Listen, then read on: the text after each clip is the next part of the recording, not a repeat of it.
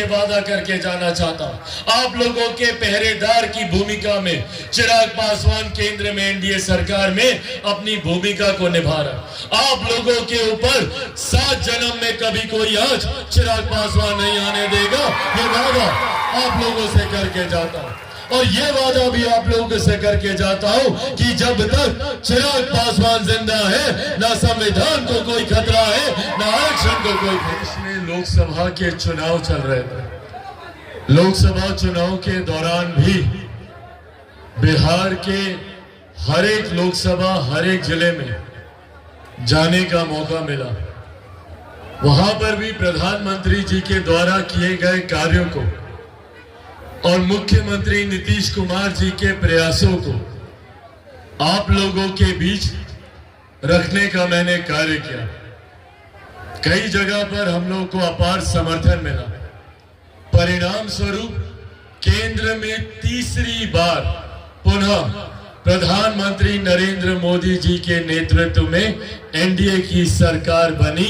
ये एक बड़ी उपलब्धि आप लोगों की वजह से, आप लोगों की वजह से केंद्र में हम लोग को देखने को मिली। पर साथियों, एक बात का जिक्र मैंने हमेशा किया, जरूरी है मुख्य धारा के साथ जुड़े रहना। जरूरी है जब आप अपने क्षेत्र के विकास की सोच रखते हैं, जरूरी है जब अपने प्रदेश के विकास की सोच रखते हैं, तो मुख्य धारा के साथ जुड़कर रहना जरूरी है। मैंने चुनाव प्रचार के दौरान कई जगह इस बात को कहा था, और जहां पर संभवतः हम लोग जीत हासिल नहीं कर पाए, उन जगहों पर भी इस बात को मैंने अंकित करने का काम किया था कि एक ऐसे नेता, एक ऐसे सांसद या एक ऐसे विधायक को जिताना जरूरी है जो केंद्र सरकार या राज्य सरकार के साथ मिलकर आप लोगों की समस्या का समाधान कर सके, आप लोगों के जुड़े विषय को भारत की संसद और बिहार की विधानसभा तक पहुंचाने का कार्य कर सके। तो एक ऐसा व्यक्ति जो प्रधानमंत्री जी की सोच को धरातल पर उतार सके, एक ऐसा व्यक्ति जो मुख्यमंत्री के प्रयासों को धरातल पर उतार सके। ऐसे में अगर कहीं हम लोगों से कोई चूक हो जाती है तो बदले में 5 साल तक जो दूसरे दल का विधायक सांसद जीता है, वो 5 साल तक सिर्फ इसी बात का दोषारोपण करता रहता है, बहाना बनाता रहता है कि हमको केंद्र सरकार की मदद नहीं मिलती, हमको राज्य सरकार की मदद नहीं मिलती। और वो 5 महत्वपूर्ण साल हम लोगों के जीवन के बर्बाद हो जाते हैं। ऐसे बच्चे जो संभवतः कॉलेज में जाने वाले होंगे, या ऐसे कॉलेज के विद्यार्थी जो अब आने वाले समय में अपने जीवन को स्थापित करने का प्रयास कर रहे होंगे, कोई रोजगार की तलाश में होगा तो कोई उद्यमी बनना चाहता होगा।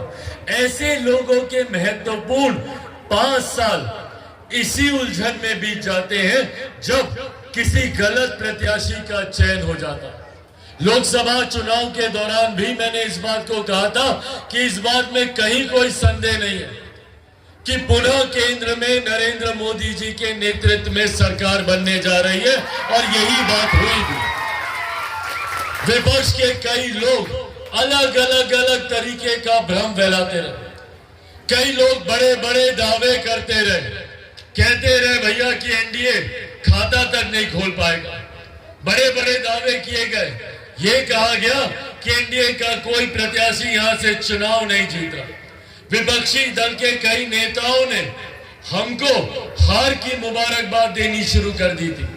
ये कहना शुरू कर दिया था कि चिराग पासवान, उनके पार्टी के कोई भी सांसद प्रत्याशी जीतने नहीं वाला। पर परिणाम जब आए तो हकीकत सबके सामने आई।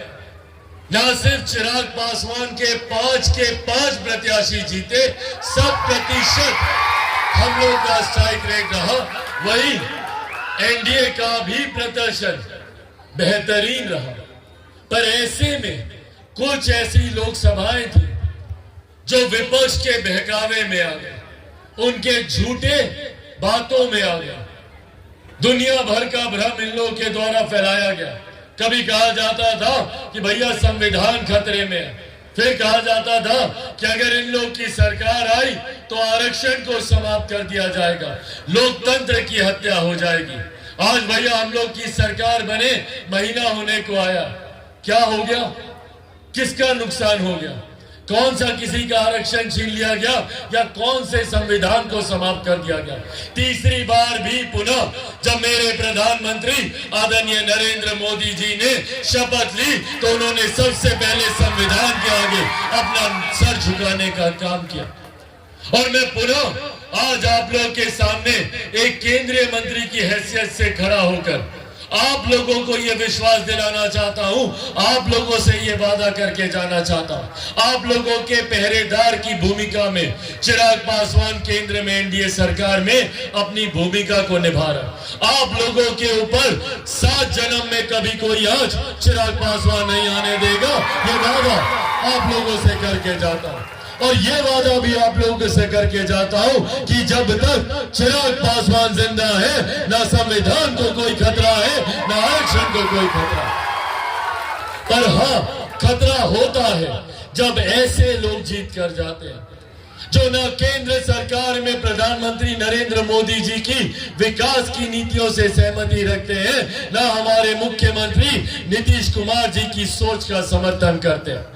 ऐसे में जब बिहार में एक डबल इंजन की सरकार चल रही है, ऐसे में अगर कोई धारा के विपरीत अगर किसी प्रत्याशी का चयन हो जाता है तो 5 साल सिर्फ सत्ता से लड़ाई लड़ने के अलावा वो व्यक्ति और कुछ नहीं करता। हम लोग लगातार जाते रहेंगे अपनी कागज पत्री, अपना दरखास्त उस व्यक्ति के पास लेकर, और वो व्यक्ति बदले में क्या बोलेगा कि हम क्या करें, केंद्र सरकार हमारी बात नहीं सुनती, राज्य सरकार हमारी बात नहीं सुनती।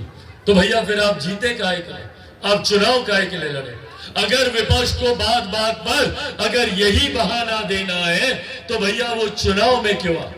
और यही आग्रह करने आज आप लोगों के बीच आए, आप लोगों के बीच आया हूं इस बात की जानकारी दे और यह आग्रह करें कि एक बार हम लोगों से भूल हो चुकी है, अब गलती से भी हम लोग को इस भूल को दोहराना नहीं कि भाई कलाधर मंडल को आप लोग भारी से भारी बहुमत से जितावें, ताकि हम लोगों को भी ये लगे कि हम लोग गए, वोट मांगा, लोग ने दिया, तो चाहे मुख्यमंत्री हो, प्रधानमंत्री हो या अन्य मंत्री हैं, सबसे इस क्षेत्र के विकास जो होने में बाकी है उस चीज को हम लोग पूरा करावेंगे। और भाइयों बहनों, एक बात सही कही गई कि जो हम लोग का लोकसभा का चुनाव अभी हुआ, हम मानते हैं इस बात को कि भ्रम फैलाया।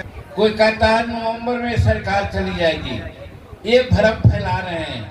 असल उनको मौका मिला है, थोड़ा भ्रम फैलाने का लाभ मिला है, वही चीज यहाँ दोहरा रहे हैं। हम आपको कहना चाहते हैं डंके की चोट से कि मेरे भाइयों बहनों, न तो नीतीश कुमार की सरकार को किसी प्रकार की कोई झटका होने वाली है, 1 साल और समय है, डट कर के बिहार का लाभ, बिहार की भलाई करेंगे और यहाँ हर तरह के लोगों के लिए काम करेंगे। और नरेंद्र मोदी जी की बात तो कहना ही नहीं। आज नरेंद्र मोदी सिर्फ भारत के प्रधानमंत्री नहीं हैं, वो संसार के सबसे लोकप्रिय प्रधानमंत्री हैं। और यही कारण है कि संसार के लोग देख रहे हैं कि भारत क्या करता है, क्या सोचता है। तो वैसी परिस्थिति में जो भारत का दुश्मन है, जो चीन पाकिस्तान का दोस्त है, वही चाहता है कि कह करके यहाँ के आम लोगों को गुमराह करना चाहता है। हम आपसे यही अनुरोध करना चाहते हैं कि आप लोग कोई गुमराह के चक्कर में नहीं फंसे, और जो सरकार डबल इंजन की है अपना काल पूरा करेगी ही और आपका विकास का काम होगा। हम जानते हैं, कहना पड़ नहीं, अभी संतोष कुशवाहा जी बोल रहे थे, वो ठीक बोल रहे थे। आज बिहार में सड़कों की जाल है, किसने जाल बिछाई? आप जानते हैं, आपके सामने मैं इज्जत शेड्यूल कास्ट को, दलित को कोई देने वाला है तो नरेंद्र मोदी जी है, और नीतीश कुमार भी कोई कम नहीं है। आप जानते हैं कि हम आपके सामने जो बोल रहे हैं, हम मुसहर समाज से आते हैं और मुसहर समाज को मुख्यमंत्री बनाने का काम कौन किया? तो नीतीश कुमार जी ने मुख्यमंत्री बनाने का काम किया। तो कहने का मतलब कि नरेंद्र मोदी भी दलितों के पुरोधा हैं और नीतीश कुमार भी दलितों का पुरोधा है। तो हम विशेष करके दलित भाइयों से कहना चाहते हैं, जो संविधान के नाम पर और जय भीम कह करके हमारा वोट जो होता है एनडीए का उसको नहीं दिलवाते हैं, उनसे सतर्क होने के लिए हम दलित भाइयों बहनों को कहना चाहते हैं कि आप सतर्क हो जाइए और आंख मूंद करके नीतीश कुमार जी को और नरेंद्र मोदी जी को आप वोट दीजिए, मत दीजिए। और उनका सीमा सलार, उनका प्रतिनिधि भाई कलाधर मंडल यहाँ पर हैं आपके सामने, इनको आप काफी वोट से जिताने का काम करें। 10 तारीख को आप तीर छाप पर बटन दबाकर